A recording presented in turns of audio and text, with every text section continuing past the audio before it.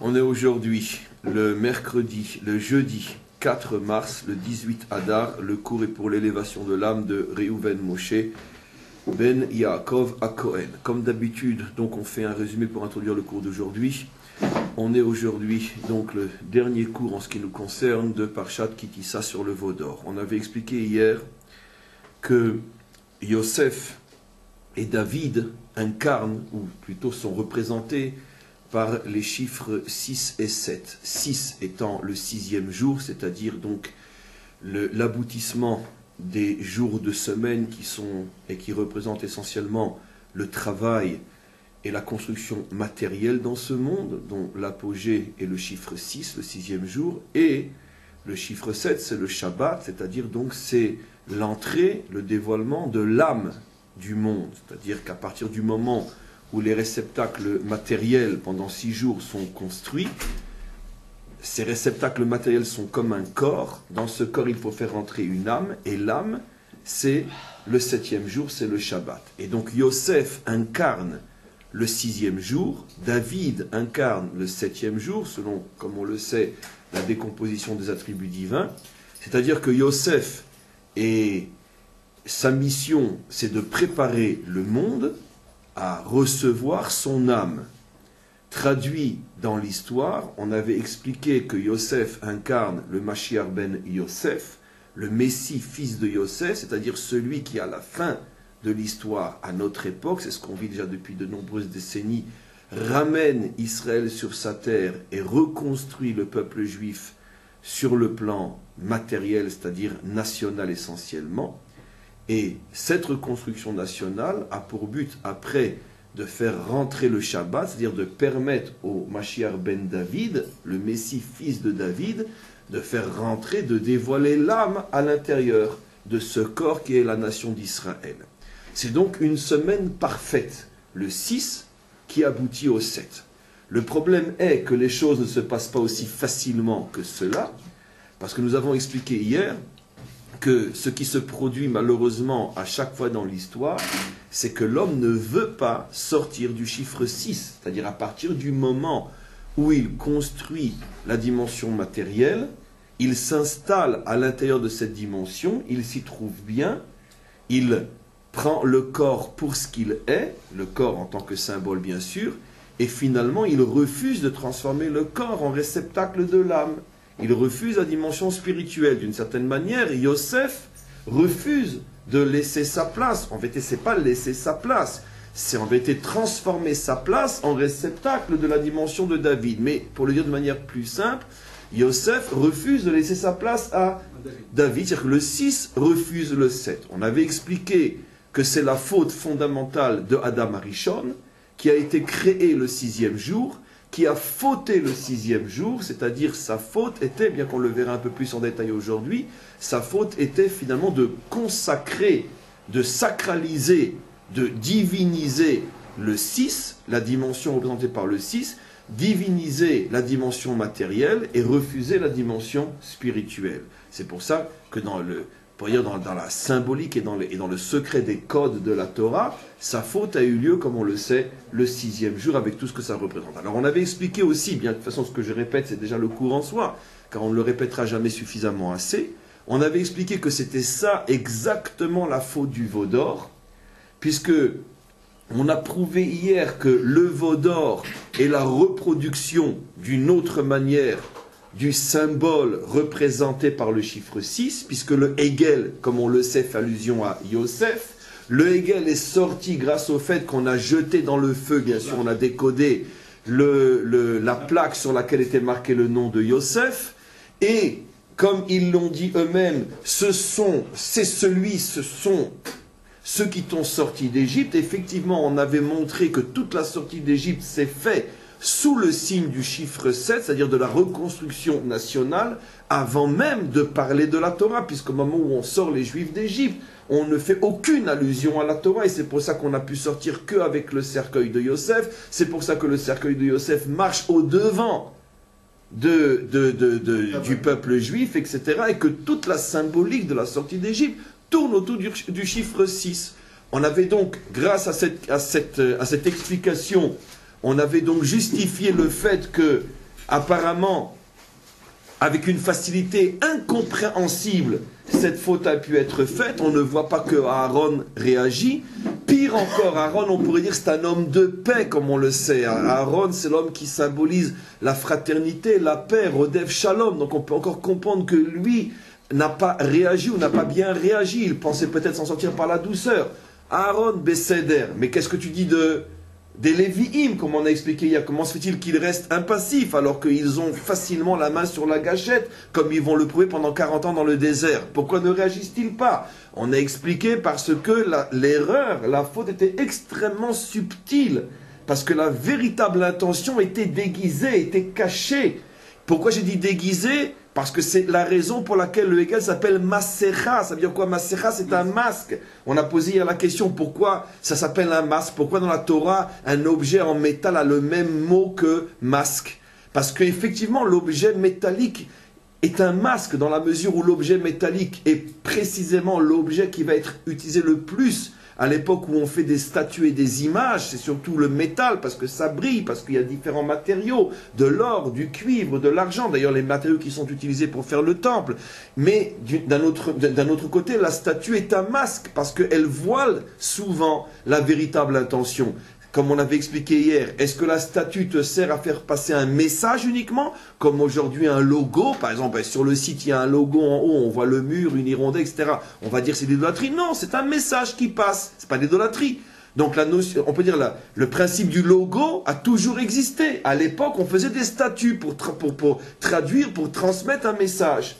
Mais le logo peut être aussi un masque, une idolâtrie, parce que derrière se cache en vérité une volonté, dite ouvertement ou non, finalement de diviniser. Ça veut dire de sacraliser le message pour soumettre les hommes à ce que ce message représente. Et donc ce n'est plus un message qui véhicule quelque chose, mais c'est un message qui arrête les gens à ce message, qu'on appelle donc de cette manière un dogme ou du gouroutisme, comme on avait expliqué.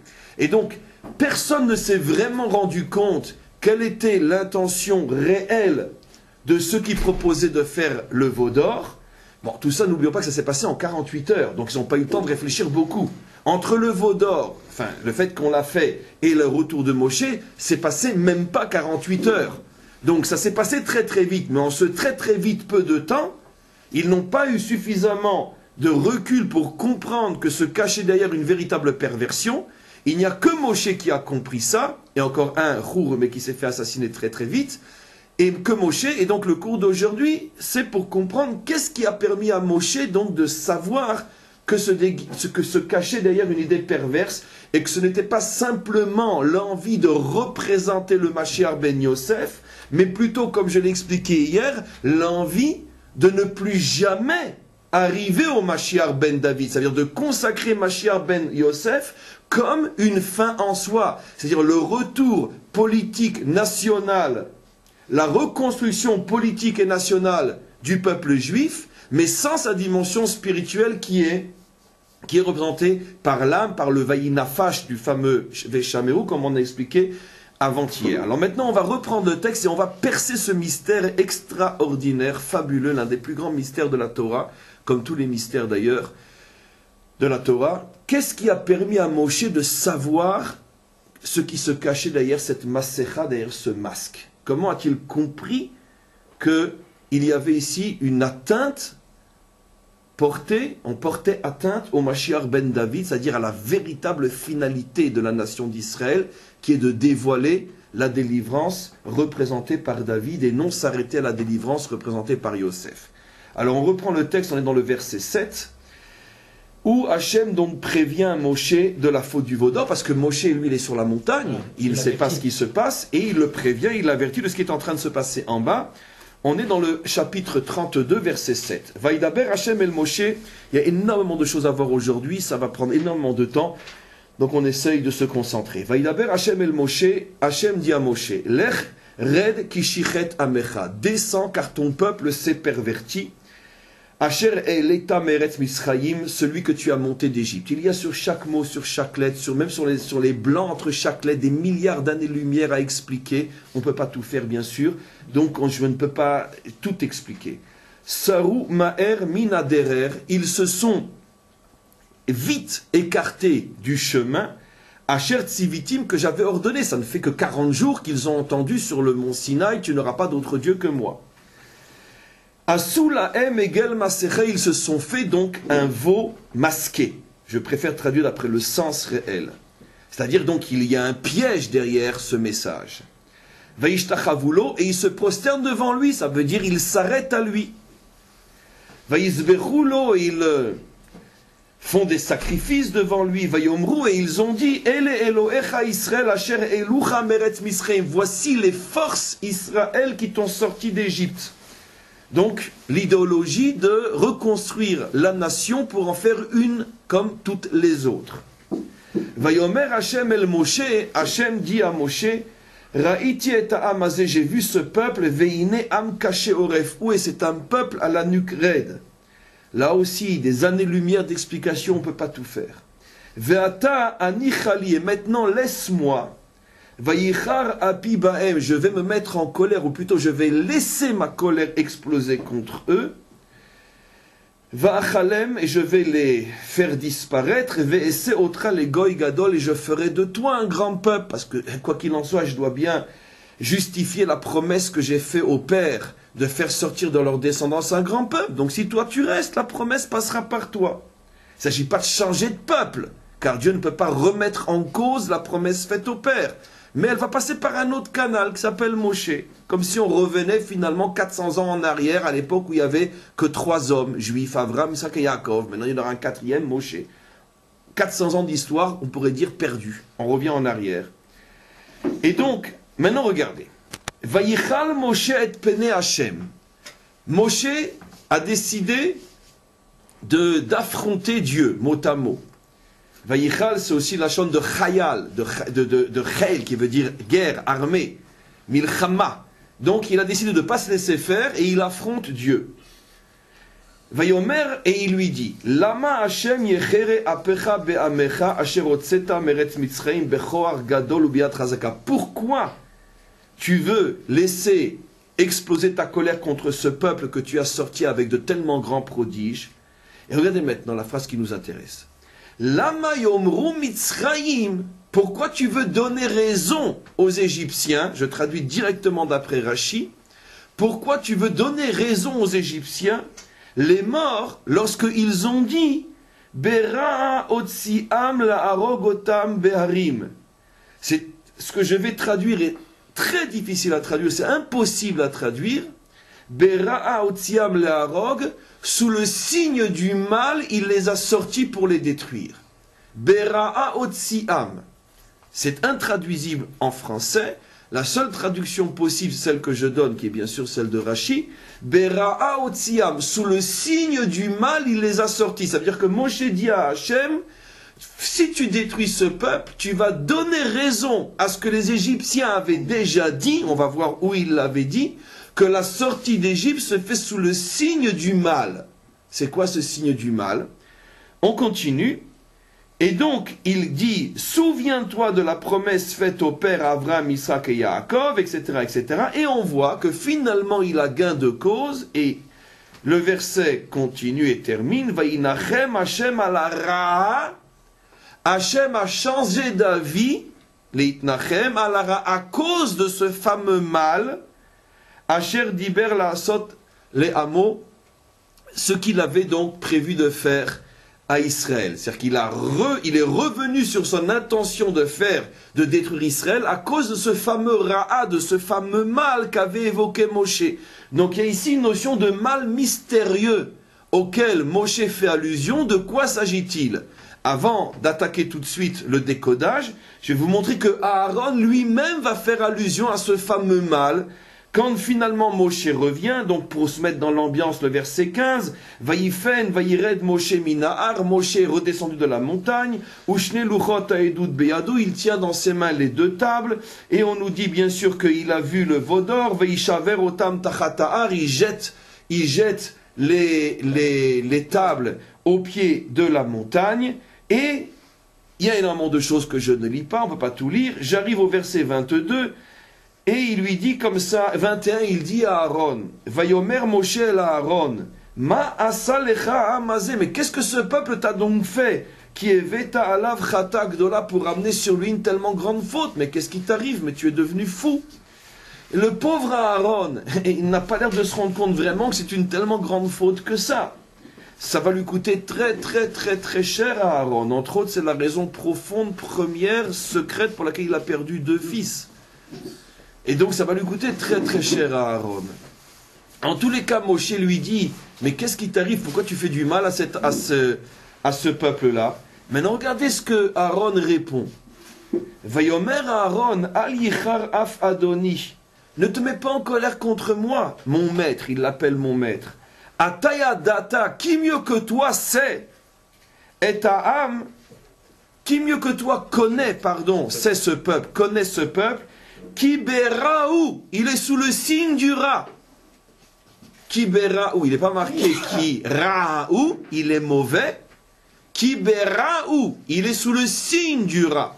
Là aussi, la traduction était extrêmement importante parce que dans une lettre change toute la compréhension. Aaron ne dit pas ce peuple est mauvais, qui raou, qui beraou, il est dans le rat. C'est-à-dire, comme explique Rashi, tu sais bien que ce peuple est sous le signe de ce fameux rat. Donc, comme si Aaron voulait se justifier aux yeux de Moshe, mais qu'est-ce que tu me reproches? Tu sais très bien que c'était inévitable ce qui s'est passé. Et toi-même, alors que tu étais encore sur la montagne, tu l'as déjà dit quelle est la raison de ce qui s'est passé. J'ai pas encore décodé, pour l'instant on n'est que dans le code Esh. Mais on voit que Moshe est encore sur la montagne et lui-même dit à Dieu, ne laisse pas les Égyptiens avoir raison, car eux avaient déjà dit que la sortie d'Égypte se ferait sous le signe du rat. Mais de quoi on parle? Alors on voit donc cette notion de rat qui revient constamment. Et maintenant, regardez, on pourrait dire, la cerise sur le gâteau au niveau du code, après on va décoder, passer au verset 25. Et au verset 25, regardez ce qui est marqué. Vayar Moshe ta'am, après que Aaron se soit justifié aux yeux de Moshe en disant, mais ne m'en veux pas, tu sais très bien que ce peuple est sous le signe du rat. À ce moment-là, Moshe regarde le peuple, et là, une expression extrêmement étonnante dans le texte, il voit le peuple qui parouaou, le peuple qui est nu, nu dans le sens qu'il a été mis à nu, qui parou Aaron, parce que Aaron l'a mis à nu. Alors, si vous regardez, pour ceux qui ont le texte devant les yeux, qui parou, c'est écrit, qu'est-ce qu'il y a marqué? Qui pharaon. Le mot être mis à nu est écrit exactement en toutes lettres, jusqu'à la prononciation elle-même, comme le mot pharaon. Quelqu'un qui ne connaîtrait pas bien l'hébreu, mais qui connaît le mot pharaon, dit, tiens, qu'est-ce que pharaon fait ici? Le mot pharaon veut dire mettre à nu. C'est les voyelles. Comment? Avec les mêmes voyelles. C'est écrit exact qui pharaon ou exactement les mêmes voyelles. Regardez pharaon ailleurs, vous verrez que j'ai raison. Et donc, ici pour dire que le peuple a été mis à nu, dans le sens qu'il a été pris la main dans le sac, on dirait en français, c'est le même genre d'expression.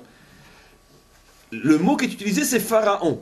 C'est extrêmement étonnant, car on sait tous que pour pouvoir dire mettre à nu, il y a des dizaines d'expressions possibles. C'est la seule fois dans toute la Torah, pratiquement, où on parle de mettre à nu avec ce langage-là. Et pourquoi utiliser un mot qui fait allusion à pharaon?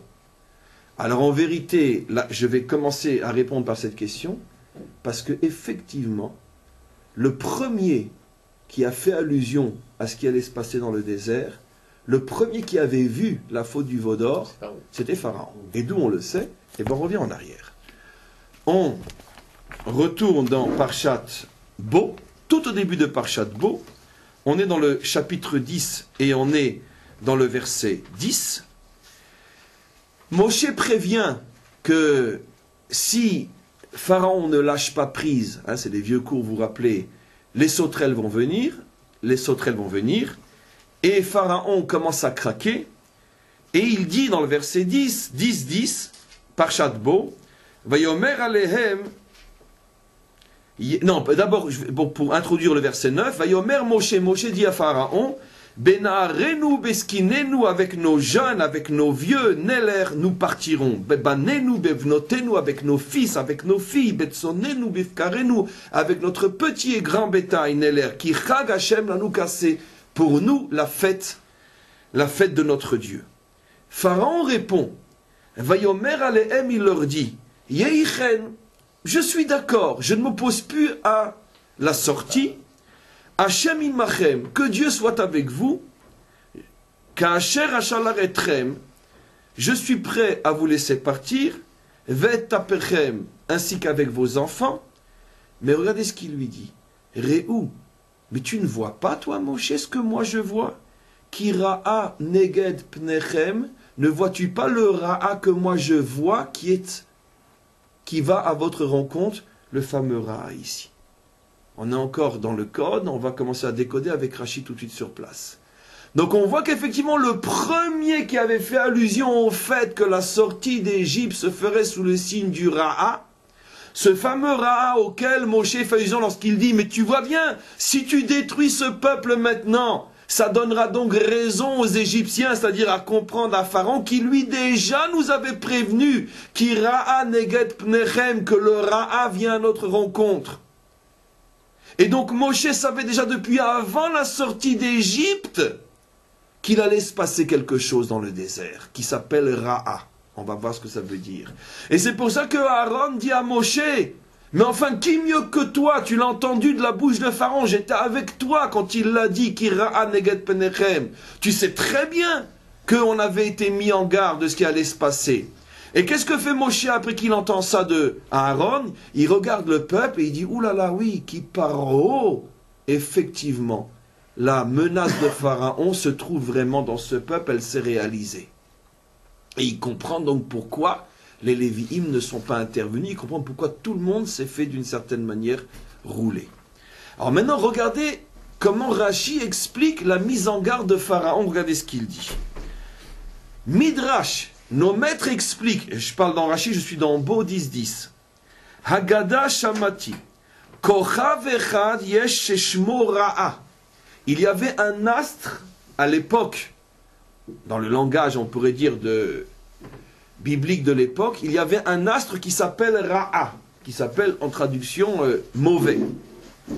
Amar Lahem Pharaon, et Pharaon leur a dit, vous savez que Pharaon, et surtout à cette époque-là, il n'y avait que deux sciences, le monothéisme à peine naissant et le culte des astres, des étoiles et toute l'astrologie idolâtre, etc., dont les Égyptiens étaient les maîtres à penser, les plus grands savants de cette génération. J'ai déjà expliqué que de la même manière que dans toutes les générations, là, le peuple qui possède et domine les sciences et la connaissance de la génération et le peuple dominant, à cette époque-là, la science était surtout une science astrologique et méta, tout ce que vous voulez, et les Égyptiens étaient les maîtres en matière de connaissance et on pourrait dire de manipulation de cette science-là.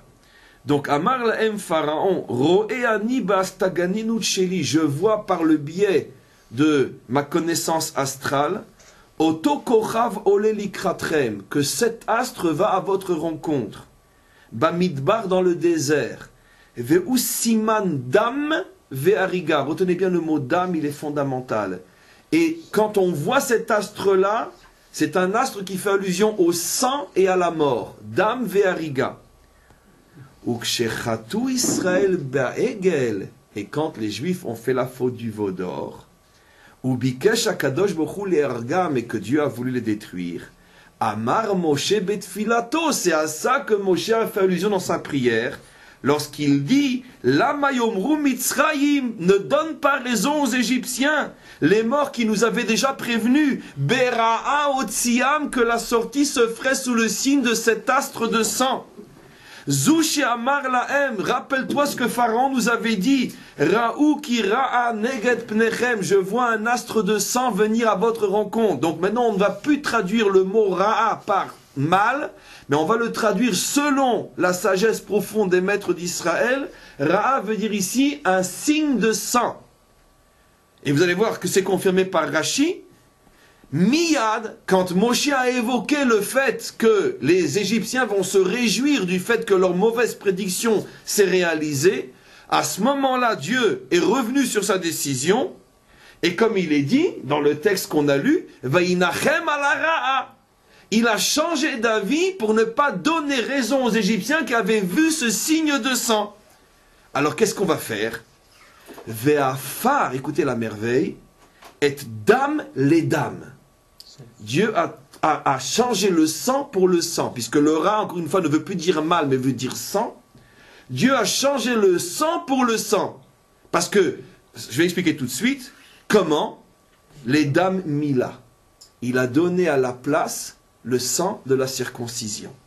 Shemal Yehoshua Otam, et c'est pour ça que tu trouves, dit Rashi, que quand, juste avant qu'on commence la conquête de la terre d'Israël, on revient sur la conquête de la terre d'Israël, on revient sur la dimension Yosef. Yehoshua, n'oublions pas, est le descendant de Yosef. Chaque détail ici est d'une infinie sagesse.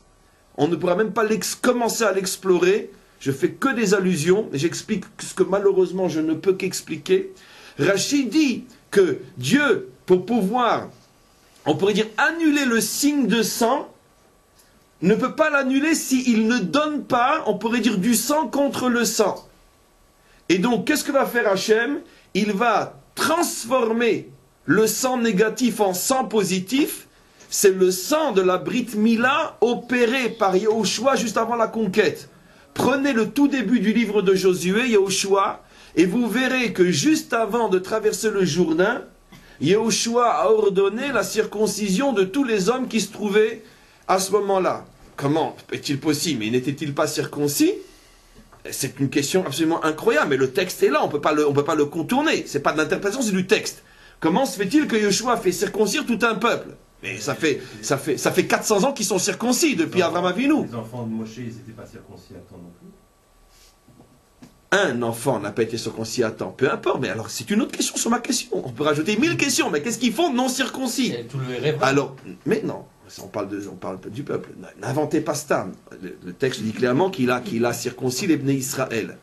C'est marqué Bnei Israël dans le texte, c'est pas marqué Erev Rav. Et donc, et puis en plus, le Erev Rav, ça fait 40 ans qu'il est sorti d'Égypte, où il n'a pas été circoncis. Oui, parce que je vois avec vos questions que vous ne comprenez pas de quoi on parle. La circoncision de Yehoshua a eu lieu 40 ans après la sortie d'Égypte. Puisque, à part pour ceux qui ne le sauraient pas déjà, on est rentré en Israël 40 ans après la sortie d'Égypte. Comment se fait-il que les enfants d'Israël ne sont pas circoncis?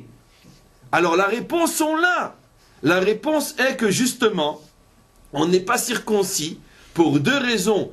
Une simple et une profonde, puisque tout dans l'histoire de notre peuple, c'est, on pourrait dire, une âme dans un corps, donc une raison cachée dans une raison visible. La raison visible, c'est parce que pendant les 40 ans dans le désert, énormément de Juifs ne pratiquaient plus la circoncision avec l'autorisation de Moshe, parce que dans le désert, les conditions de vie étaient telles que la circoncision pouvait mettre ceux qui étaient circoncis en danger.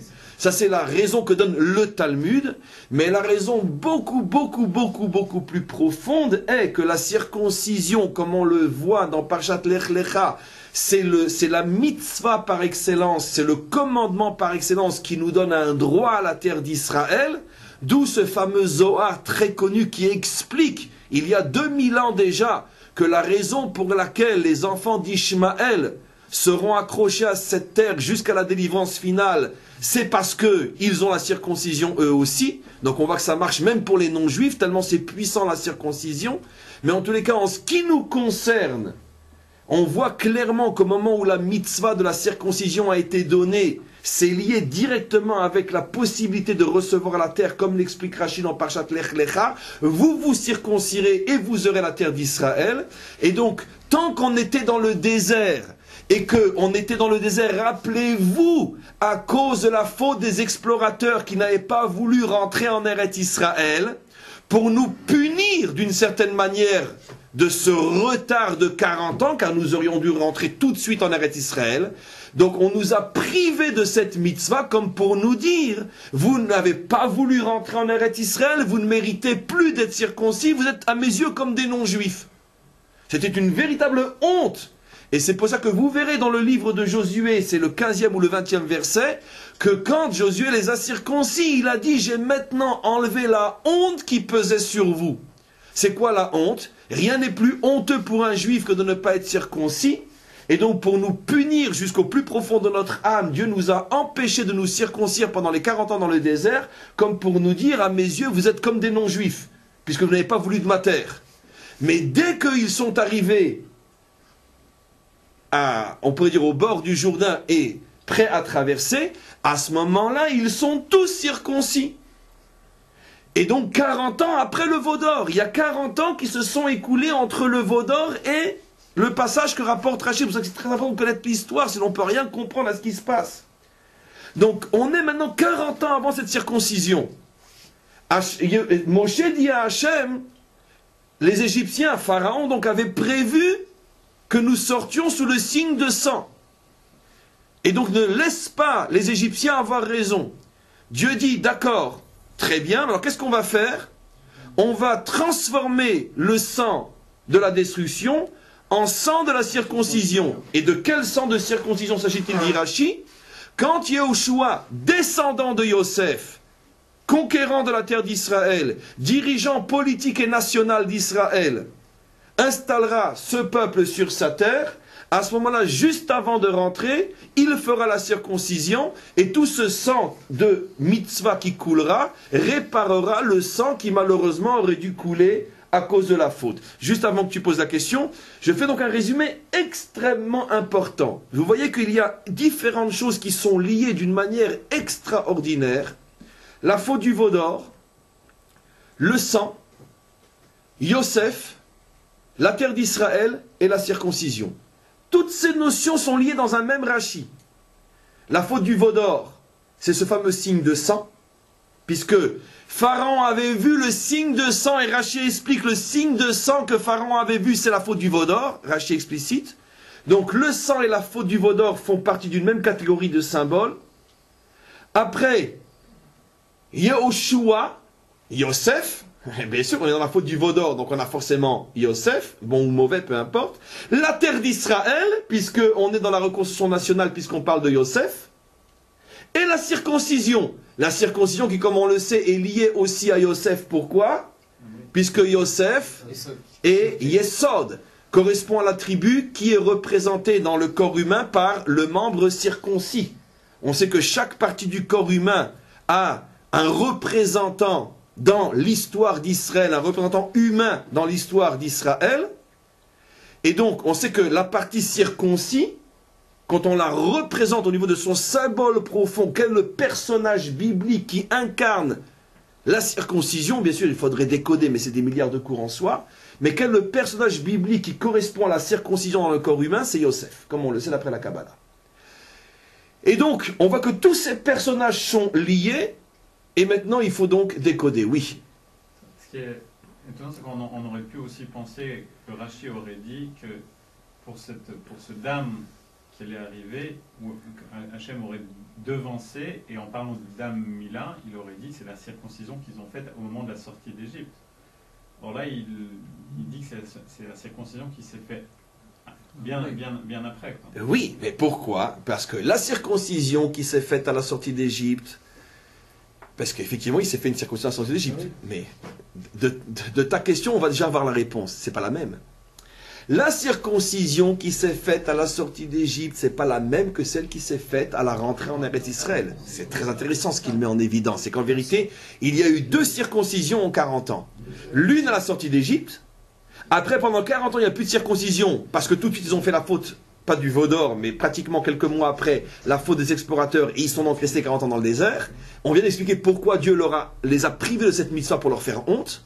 Et après, au moment où on rentre en Eretz Israël. Mais les 2 circoncisions ne sont pas pour le même but. La première circoncision, c'est pour mériter de sortir d'Égypte. Ça veut dire pour mériter de naître en tant que peuple. La deuxième circoncision, en plus, Chazak, c'est pas la même. De toute façon, je veux dire, c'est Ensof. Quelle que soit la question bonne que vous poserez, ça peut faire le sujet de 1 milliard de cours en tant que tel. Parce que j'ai pas fini de lui répondre que vous évoquez déjà une notion qui sont des centaines de cours en soi. C'est pas non plus la même génération. La génération qui est sortie d'Égypte, pas celle qui est rentrée. Mais ce que je vais répondre à sa question inclut la réponse à votre question. Ce sont deux types de circoncision. Il y a la circoncision qui est pour mériter de sortir d'Égypte, c'est-à-dire donc, comme on le verra encore, on pourrait dire cet acte, on pourrait dire de Messirut Nefesh, cet acte vaillant de sacrifice de soi, parce que se circoncire, c'est pas une chose tellement évidente, surtout qu'on sait que dans quelques heures on sort d'Égypte. N'oublions pas que ils se sont circoncis le soir de la circoncision, oui, ils ont été coupés, et ils ont été coupés des Égyptiens, le soir de la sortie d'Égypte. J'ouvre juste une parenthèse. Ce qui prouve donc que la raison apportée par le Talmud, comme quoi ils ne se sont pas circoncis pendant 40 ans parce que ça les mettait en danger, le fait qu'ils étaient dans le désert, ça ne tient pas la route. C'est un code. Parce que dis-moi, si c'est ça la raison, comment tu peux demander à un peuple de se circoncire à 2 heures de leur sortie d'Égypte? C'était le soir, la nuit? Le soir même, le soir ils se sont circoncis, après minuit ils sont sortis. Maintenant on ne fait plus de circoncision la nuit. Non, mais eux se sont peut-être circoncis le jour, je ne sais pas. C'était peut-être le jour, je ne sais pas. En tous les cas, la circoncision là-bas était dans un autre but, qui était de prouver véritablement que le Ham Israël est prêt à se sacrifier, à faire des choses dures pour mériter la sortie d'Égypte. On fait allusion à cette réponse que je donne dans la Haggadah. Quand on dit que Dieu est passé, il t'a vu, tu étais comme une jeune fille nue qui n'avait pas d'habit et qu'il a commencé à t'habiller, etc. Et Rashi explique et il lui dit Bedamaï chayi, par ton sang tu vivras, par ton sang tu vivras. Et Rashi explique ce verset-là dans Bo, il dit que le Ham Israël était sans mitzvot, il n'avait pas de mérite suffisant pour mériter de sortir d'Égypte. Et Hachem lui a donné 2 mitzvot liés au sang, ça fait partie de mon cours aussi, qui sont le sang du Korban Pessar, d'avoir sacrifié l'agneau qui était l'idole principale des Égyptiens, donc avoir fait couler le sang de l'idole, et le sang de la circoncision. Donc on voit que là-bas c'était dans un autre contexte, c'était acquérir des mérites, pour mériter le miracle incroyable de la sortie d'Égypte. Mais la circoncision de l'autre génération, celle qui rentre, c'est la circoncision qui est dans le même esprit que celle divulguée, celle dévoilée à Abraham. La circoncision pour mériter la terre. Parce que je ne peux pas vous donner la terre si vous êtes non circoncis. Et c'est cette circoncision qui avait été refusée à Israël pendant les 40 ans dans le désert. Ce qui veut dire qu'on pourrait dire 2 types de circoncision. La circoncision à titre individuel, pour mériter d'une certaine manière que Dieu me regarde, car Dieu ne regarde pas dans le sens profond et juif du terme un incirconcis. Et il y a une autre circoncision, c'est celle pour mériter en tant que nation de me construire et d'être regardé et pris en charge par le divin. Et cette circoncision, c'est celle qui avait été révélée à Avraham Avinu, celle par le mérite grâce à laquelle on a la terre d'Israël. Donc maintenant, je reviens au texte. Tout ça pour vous faire comprendre encore une fois que le sang, avec toute sa symbolique, le sang négatif, le sang positif, Yosef, la terre d'Israël, la circoncision, l'astre de sang, le veau d'or, toutes ces notions-là, c'est en vérité un même bouquet de notions, un même bouquet de symboles qui tournent tous autour du même problème. On va remonter loin en arrière et on va voir que le sang est lié au personnage de Yosef. On remonte à la vente de Yosef. Et il y a là-bas des mots anodins qui prennent tout leur sens quand on les met dans le contexte de ce puzzle inimaginable qu'est la parole de notre Dieu. Regardez, on est donc dans la vente, le passage de la vente de Yosef. Yosef s'approche de ses frères, il a été les retrouver à Shrem, etc. On est dans Parshat Vayeshev, on est dans le chapitre 37 et on est dans le verset 19, chapitre 37, Parshat Vayeshev. Vayomru ish el achiv. Quand ils l'ont vu arriver, ils ont commencé à se dire, les tribus les unes aux autres, Hine bala chalomot halazeba. Voici le rêveur qui arrive. Ve'ata lechu venargeu. On va le tuer. Venashlicheu be'echad haborot. Et on va le jeter dans un puits. Donc dans un premier temps, ils voulaient le tuer de leurs propres mains. Maintenant, regardez ce qui se passe, verset 21. Vaishma Réhouven, Réhouven a entendu qu'ils avaient l'intention de le tuer de leurs propres mains.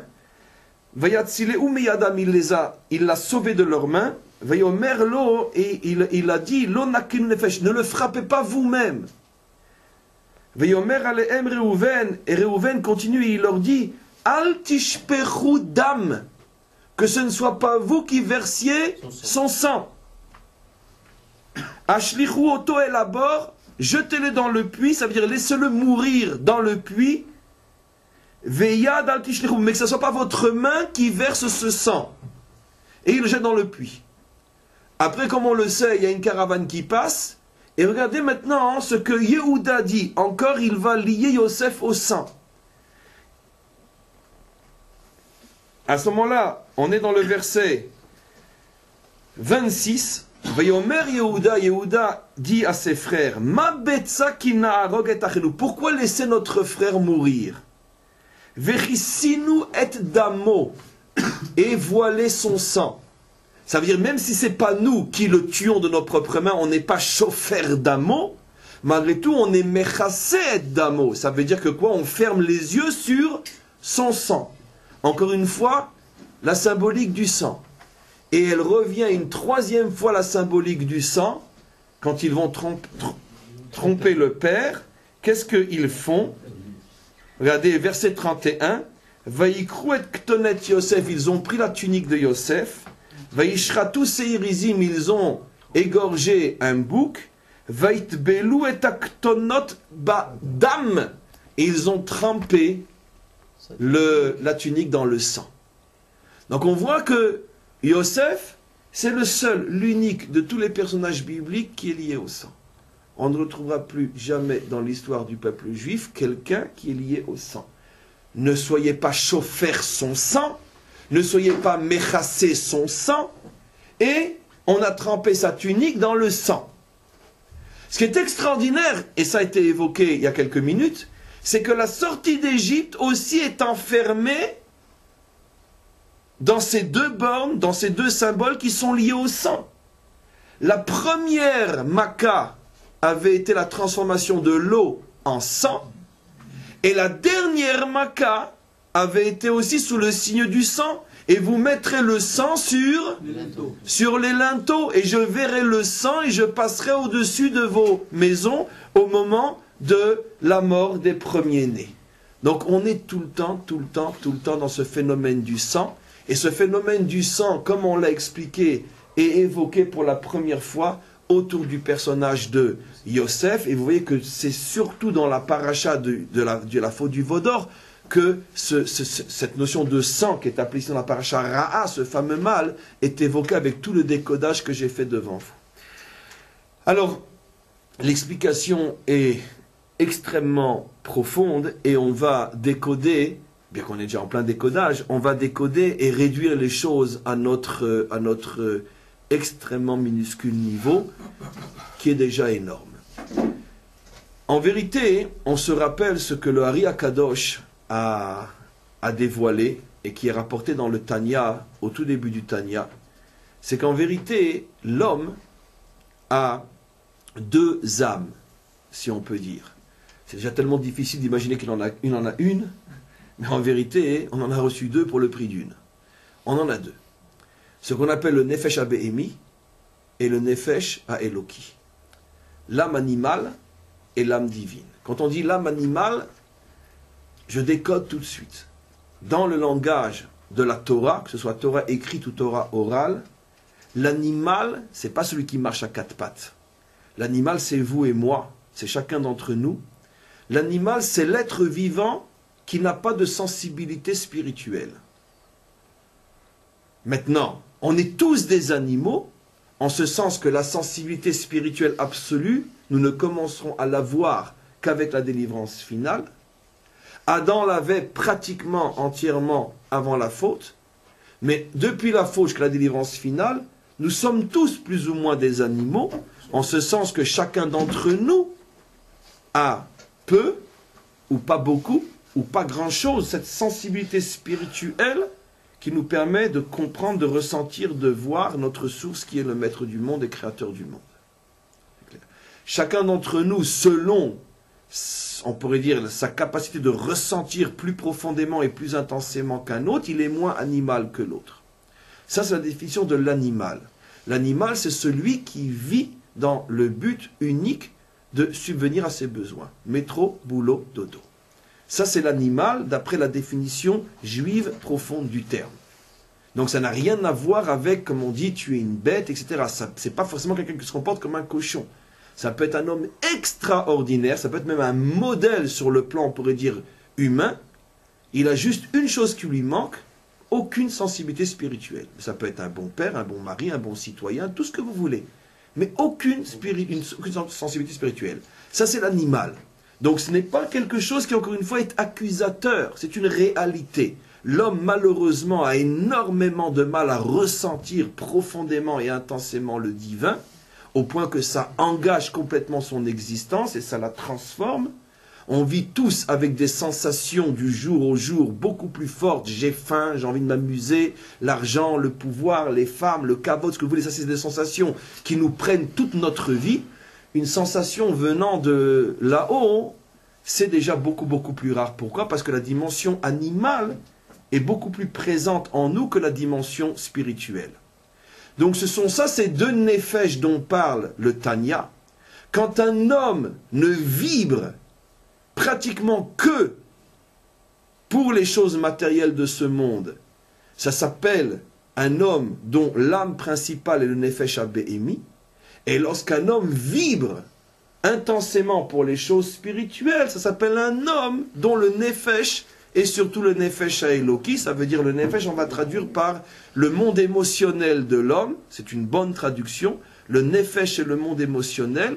Lorsque tes émotions sont surtout des émotions qui appartiennent à cette dimension matérielle, c'est-à-dire que ton nefesh est un nefesh béhémi, animal, et lorsque tu as des émotions profondes sur le plan spirituel, c'est-à-dire que tu arrives à vibrer vraiment pour ce que demande le maître du monde, et que ça, tu es prêt à t'engager avec la même force que tu t'engagerais pour une cause matérielle, à ce moment-là, c'est le nefesh haéloki, l'âme divine qui brille en toi.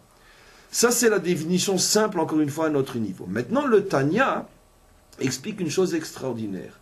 Où se trouve le nefesh abéhémi dans l'homme? Car on ne parle pas de symbole, ce n'est pas de la philosophie. On parle d'énergie réelle qui se trouve dans l'homme. Comme de la même manière que quand je parle de l'amour ou de la haine, ce n'est pas symbolique. Quand j'aime quelqu'un, je suis prêt à mourir pour lui. Quand je déteste quelqu'un, je suis prêt à le tuer pour moi. Donc ce sont des choses très réelles, et pourtant on n'arrive pas à les mettre dans une éprouvette. Donc de la même manière, le nefesh, que ce soit le nefesh abéhémi ou le nefesh haéloki, est quelque chose de très réel. Où il se trouve, demande le Tanya, en vérité c'est déjà le Hari HaKadosh qui l'explique, où se trouve? Mais c'est un verset explicite qui revient des dizaines de fois dans la Torah, qui a dam hu nefesh. Le nefesh se trouve dans le sang. De quel nefesh parle-t-on? On parle du nefesh abéhémi. Le sang qui est en nous est rempli de nefesh abéhémi. Ça veut dire que la partie du corps qui transmet et qui propage le nefesh abéhémi dans l'être, c'est le sang, qui a dam ou a nefesh. C'est la raison la plus profonde pour laquelle on doit s'abstenir de manger du sang. C'est le secret des secrets des secrets, la raison pour laquelle le peuple juif sale, même après avoir tué la bête de manière à ce que le sang sorte au maximum, on sale encore la viande pour sortir tout ce qui reste de résidus de sang, parce que le sang véhicule le nefesh abéhémi, et s'il y a bien un être dans lequel le nefesh abéhémi est plus fort que partout ailleurs, c'est bien sûr dans la béhéma elle-même. Si déjà dans l'homme il y a du nefesh abéhémi, imaginez-vous le nefesh abéhémi qui se trouve dans une vache ou dans un mouton. C'est clair. Donc c'est pour ça que même après que la viande soit d'une espèce permis, même après qu'elle ait été cachérisée par l'abattage, il faut encore extraire jusqu'à la dernière goutte de sang pour ne pas que l'homme fasse rentrer en lui cette énergie béhémite qui va le béhamiser complètement, qui va l'animaliser complètement. Et donc ce sont des protections sur protection et protection et protection pour s'éloigner au plus de cette énergie qui est véhiculé par le sang. Mais indépendamment, même un végétarien de toute manière a du nefesh abémi, parce qu'il y a le nefesh abémi des animaux, il y a le nefesh abémi de l'homme. Donc, il est dans le sang. Maintenant, quel est, si vous voulez, d'une manière extrêmement résumée, le rôle de ces deux âmes, le nefesh haéloki et le nefesh abémi? Et je pourrais dire très simplement, dans toute la symbolique des cours qui ont été donnés cette semaine, que le nefesh abémi est représenté par le chiffre 6, le nefesh haéloki est représenté par le chiffre 7, le nefesh abémi c'est Yosef, le nefesh haéloki c'est David. Il n'y a rien de péjoratif dans le nefesh abémi. Je veux dire qu'une fois, ne traduisez pas comme en français c'est un animal. Ça n'a rien à voir avec c'est un animal. C'est très haut le nefesh abémi, si il joue son rôle, comme on va expliquer. Donnons un autre exemple. L'énergie qui traverse la nation avec ses institutions, son pouvoir, son économie, sa dimension politique, sa dimension nationale, cette énergie qui crée, qui donne, qui confère la puissance à un peuple, est une énergie qui vient du nefesh abémi ou du nefesh haéloki? Nefesh abémi, bien sûr. Donc on ne peut pas exister sans le nefesh abémi. La preuve, c'est que vide quelqu'un de son sang, il meurt. Même le nefesh haéloki ne pourra rien faire. Le nefesh abémi est appelé aussi nefesh achionit, l'âme vivante, l'âme qui donne la vie. Elle est vitale, voilà ce que je cherchais. Elle est fondamentale, cette âme-là. Mais tout le problème du nefesh abémi, c'est qu'il peut se battre contre le nefesh haéloki pour l'empêcher d'agir et d'exister lui aussi à l'intérieur du corps. Oui. Le poisson a un rôle dans le poisson n'a pas de sang. Non, le poisson n'a pas de nefesh abémi. C'est une autre dimension complètement. Non, il n'a pas. C'est pour ça qu'on ne fait pas de shrita non plus. C'est ça que l'abattage du poisson, il est comme tous les peuples. Parce que justement, la shrita, ce qu'on appelle en français, et je m'écorche la langue, l'abattage rituel, est lié au phénomène du sang. C'est pour pouvoir, dans un premier jet, vider au maximum le sang, à cause de ce danger absolu de consommer du sang. Et même après la shrita, ça ne suffit pas, il faut encore, par le sel, extraire le sang. Le poisson n'a pas de sang dans le sens utilisé ici d'après la Torah. C'est-à-dire que, bien sûr, il est vivant, bien sûr, il a un nefesh, mais chez lui, le nefesh fonctionne d'une autre manière. C'est pour ça d'ailleurs que le poisson a un rôle très très élevé dans, on pourrait dire, sur la table juive. En particulier, c'est l'aliment privilégié des jours de fête, du Shabbat, etc. On insiste pour qu'il y ait du poisson à table. Le poisson provient d'une autre dimension spirituelle au niveau de sa racine. Mais en tous les cas, donc je reviens à ce que j'explique. Et donc, le problème du nefesh abémi, c'est le problème du mauvais Yosef. C'est le problème de la mauvaise nation. Je veux être une nation, je veux une terre, je veux toutes les institutions d'une nation, mais surtout pas de place pour Dieu. Ça, c'est le problème du nefesh abémi.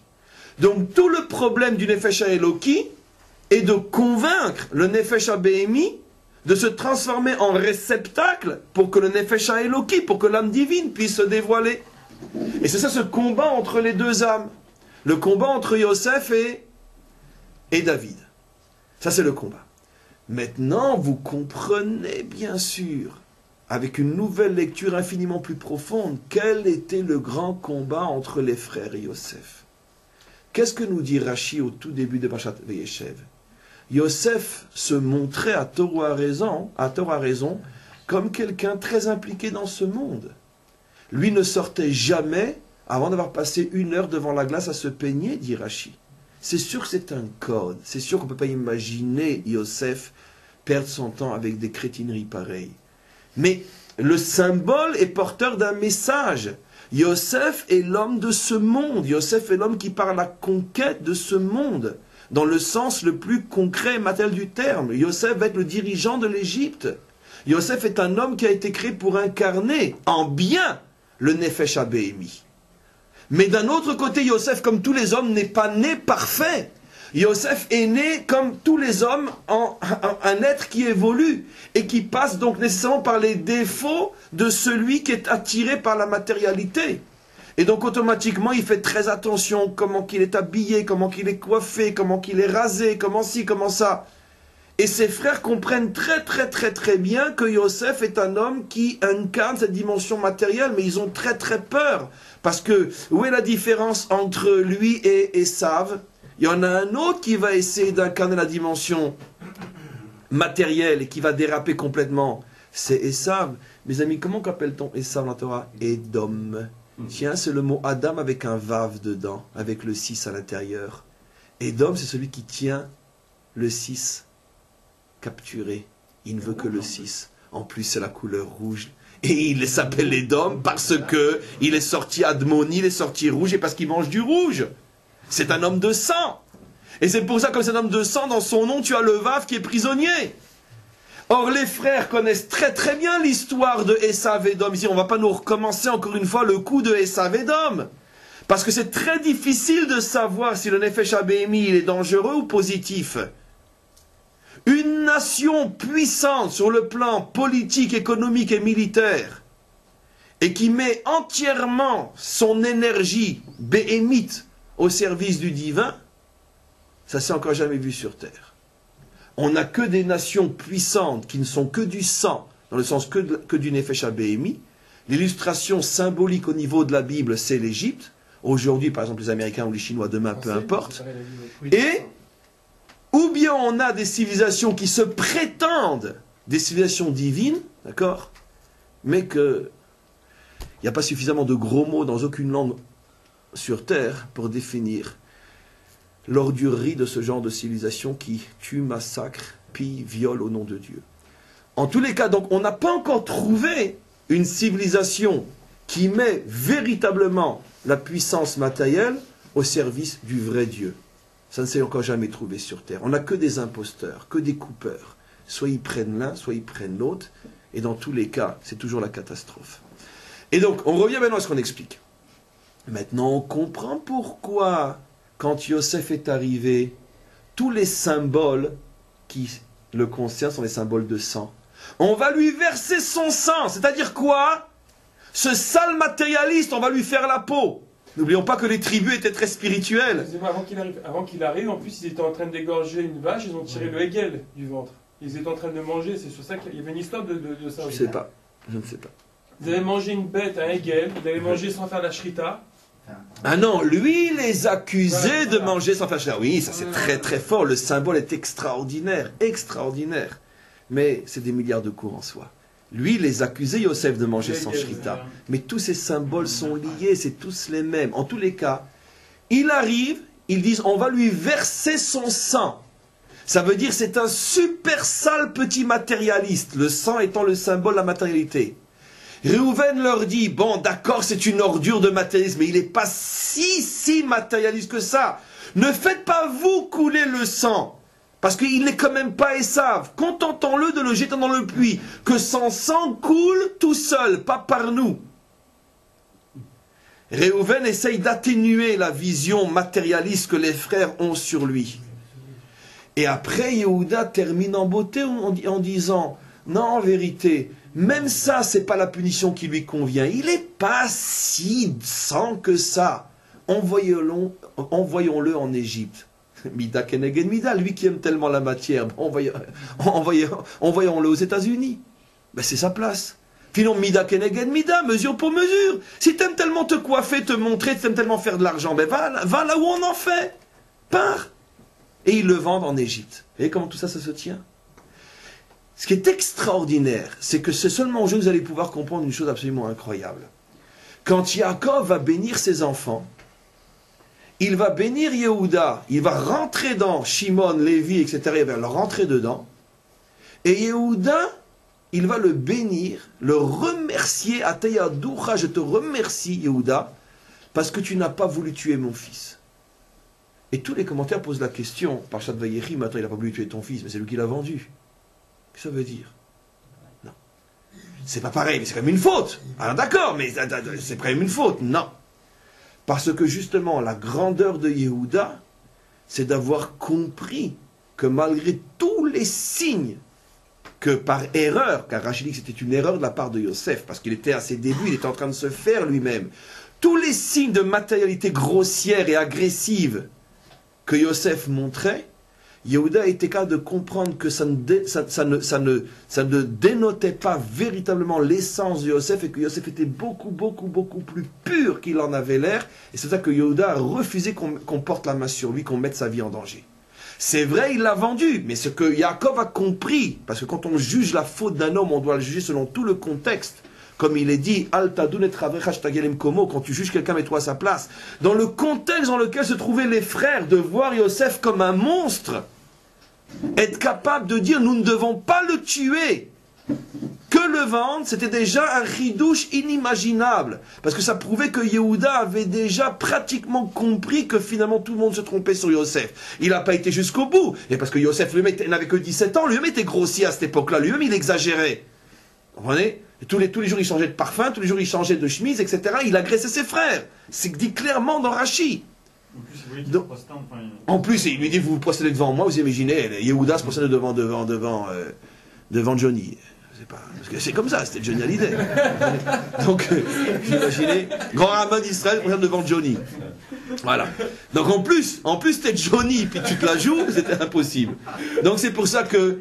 Mais c'était dans le contexte de ce qu'était Yosef à cette époque-là, c'était un chidouche fabuleux de la part de Yehuda de comprendre que finalement, il n'était pas si Yosef que ça. Mais en tout cas, on a compris maintenant pourquoi tout ce qui touche le sang, qui est la matérialité, est lié au personnage de Yosef. Maintenant, on comprend pourquoi la sortie d'Égypte est liée au sang, l'eau qui se transforme en sang, et le sang sur les... On comprend maintenant pourquoi Pharaon avait vu le sang, pourquoi la faute du vaudeur est une faute de sang. D'ailleurs, l'or, couleur sang, couleur rouge, jaune, rouge, peu importe. On comprend pourquoi. Parce que toute la sortie d'Égypte est liée à ce problème-là. Comment faire pour récupérer l'âme animale, c'est-à-dire récupérer le 6, et aider l'âme animale à devenir le réceptacle du 7. Dit dans un autre langage, tout le problème de notre peuple depuis 3500 ans, c'est comment arriver à Mashiach ben Yosef sans rester coincé dans Mashiach ben Yosef. Comment faire pour pouvoir reconstruire un peuple sur sa terre, avec des institutions nationales, politiques, économiques et sociales, ressembler en tout point à tous les autres, et malgré tout comprendre que nous sommes différents de tous les autres, car chez nous, ça ne s'arrête pas là, ça ne commence que là. C'est-à-dire, ce n'est que le commencement pour nous. Mashiach ben Yosef doit laisser sa place à Mashiach ben David. Et ça, c'est le grand combat de l'homme depuis le début de l'histoire. Pour la petite histoire, j'ai presque terminé, je vais juste vous expliquer que dans la symbolique des chiffres aussi, puisque tout se tient, et la Torah est la science des sciences, il n'y a pas une science plus profonde et plus complète que la Torah elle-même, dans la symbolique des chiffres et leurs correspondants, le sang est lié au chiffre 6. Pourquoi ? Parce qu'il y a, comme on le sait, ou comme vous allez l'entendre, 7 liquides fondamentaux qui sont l'huile, le vin, le miel. Je parle des liquides fondamentaux d'après la halacha, pas d'après un laboratoire de chimie, tel que la halacha, la loi juive en parle. Donc je préfère d'abord le dire en hébreu. Shemen, l'huile, yain, le vin, dvash, le miel qui coule, maïm, l'eau, tal, la rosée, fait partie des... Parce que c'est pas la même eau, on parle de l'eau du ciel et l'eau de la terre, sont deux eaux fondamentales, l'eau masculine et l'eau féminine. L'eau masculine c'est la pluie, l'eau féminine c'est la rosée, comme on le sait, elle vient de la terre. Le sang et le lait. Les 7 liquides fondamentaux. Il n'y en a pas un 8e. Le lait et le sang. Il n'y en a pas un 8e. Vous pouvez chercher, vous n'en trouverez pas un 8e. Les 7 liquides fondamentaux qui correspondent bien sûr, comme on le sait, aux 7 jours de la semaine, qui correspondent, comme on le sait bien sûr, aux 7 attributs divins, qui correspondent aux 7 justes fondamentaux. Je pourrais expliquer chaque tzaddik à quel liquide il correspond. Mais arrêtons-nous au cours d'aujourd'hui. Le sang est le 6e, qui correspond à Yosef, qui correspond à la tribu de Yesod, qui correspond à la Brit Mila. Maintenant, vous comprenez, je termine avec Rashi. Pourquoi Rashi explique que le sang du veau d'or a été transformé en sang de la Brit Mila? Parce que le sang, quoi qu'il en soit, le bon et le mauvais, est lié au chiffre 6, qui est donc lié à Yosef, qui est lié à la matérialité. Le veau d'or a failli nous faire déraper dans un chiffre 6 mauvais, C'est pour ça qu'ici le sang est appelé dans la Torah Ra'a, mauvais, le mauvais sang en français, c'est extraordinaire. D'accord? Le mauvais sang. On dit aussi en français le bon sang. Bon sang, mais c'est bien sûr. Qui disait ça? L'inspecteur? Bon sang ne saurait mentir. Mouret. Bourré. Bon Dieu, mais c'est bon sang, mais c'est bien sûr. Bon, non, je vais le dire. Bon, c'est pas grave. En tout cas, peu importe, c'est notre si belle et si lointaine jeunesse. En tout cas, on revient maintenant à l'essentiel, c'est notre vie d'adulte ici à Jérusalem et pas dans la télévision. En tous les cas, il y a le mauvais sang qui est la faute du veau d'or, mais il ne s'agit pas de... On peut pas vivre sans sang, puisque le sang, c'est fondamental, c'est la vie. Qu'est-ce qu'il faut faire, dit Rashi? Il ne faut pas liquider le sang, il faut transformer le sang. Et comment on transforme le sang? En sang de la circoncision. La circoncision est au niveau, comme on le sait, du chiffre 6, puisque c'est le 6e attribut, le Yesod, l'attribut de Yosef. Et automatiquement, on retrouve que le sang est au niveau du chiffre 6. Donc finalement, toute l'histoire d'Israël, et qui est en vérité l'histoire du monde, puisque Israël est le microcosme du monde, est contenue dans ce fameux Rashi de Parshat Bo. Comment faire pour que le mauvais sang se transforme en bon sang? C'est ça le secret de la circoncision. C'est pour ça que c'est la première mitzvah qui a été donnée à Israël. C'est pour ça que, comme j'avais déjà dit, et je le redis, et on le verra très prochainement, au moment de la délivrance, toutes les nations vont se circoncire. C'est une des mitzvot que les nations vont prendre sur elles. Toutes vont se circoncire. Ben, déjà, les musulmans le font depuis fort longtemps. Ça veut dire que c'est un avant-goût de ce qui va se passer au niveau de l'humanité tout entière. Pourquoi? Parce que toutes les nations, tous les hommes vont comprendre que cette mitzvah est la mitzvah fondamentale qui permet le tikkun du monde, de permettre la réparation du monde. S'il n'y a pas de circoncision, c'est absolument impossible de transformer le 6 en 7, ou plutôt de lier le 6 au 7. Pour pouvoir lier le 6 au 7, pour pouvoir lier le Mashiach ben Yosef au Mashiach ben David, pour pouvoir faire qu'une nation se transforme en nation de Dieu, il faut pour ça être circoncis. Et c'est pour ça que toutes les nations, pour la délivrance, voudront participer à ce projet extraordinaire de transformer l'humanité en réceptacle du divin. C'est pour ça que la première mitzvah que feront toutes les nations au moment de la délivrance finale, c'est de se circoncire. Oui. Pourquoi Moshe n'a pas fait ça avant, pour devancer la faute? Il a fait la circoncision avant de partir. Il serait monté avant de monter. Mais il l'a fait, on a déjà posé la question, on a répondu. La deuxième, on va dire. Mais ils étaient tous circoncis. Mais la faute du veau d'or a eu lieu 3 mois après la circoncision. Ils n'ont pas eu le temps d'avoir un deuxième rite en 3 mois. Alors, ceux qui l'ont fait après, c'était qui alors? Comment? Les enfants, la génération alors, fallait qu'ils génèrent les enfants, qui fassent tout qui fassent couler le bon sang avant le mauvais sang. Mais il y avait déjà eu la faute du veau d'or 3 mois après la sortie d'Égypte. Il a tout bloqué. La faute du veau d'or a eu lieu 3 mois après la sortie d'Égypte, sur une génération circoncis. On ne peut pas circoncire les autres, ils ne sont pas encore nés. Celle qui va être circoncis, c'est 40 ans après la faute du veau d'or, celle qui rentre en Eretz Israël. Donc on a déjà expliqué tout ça, les choses sont très très claires. Ce n'est pas la même génération. Et donc ce sont 2 générations, celle qui est sortie d'Égypte et celle qui est née dans le désert. En tous les cas, en ce qui nous concerne, c'est clair que le message est absolument clair, que finalement nous, on est en plein dans l'histoire vécue de tout ce qu'on a expliqué cette semaine. Nous sommes la génération de Yosef, nous sommes la génération du Mashiach ben Yosef, puisque nous sommes la génération qui est, on pourrait dire, portée par cette force du retour vers la terre d'Israël et de la reconstruction de la nation d'Israël sur sa terre. Nous sommes tous les acteurs vivants de ce problème que nous ressentons tous les jours. Ça veut dire quand la dimension messianique représentée par David arrivera-t-elle à prendre le dessus sur la dimension représentée par Yosef?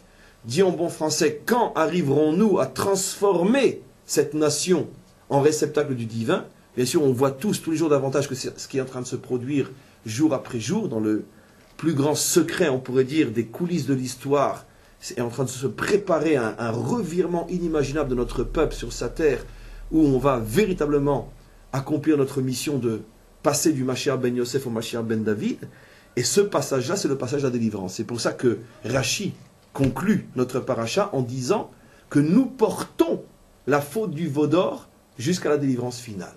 Ça veut dire quoi? C'est facile à comprendre. C'est-à-dire que jusqu'à la délivrance finale, notre peuple répare chaque génération davantage la faute du veau d'or, puisque réparer cette faute, c'est donc faire le tikkun du mauvais sang, faire le tikkun du mauvais Yosef, faire le tikkun d'une nation qui ne se veut que laïque, pour arriver à transformer cette nation en réceptacle du divin. C'est le secret donc de la circoncision. Amen. Vechen yiratzon.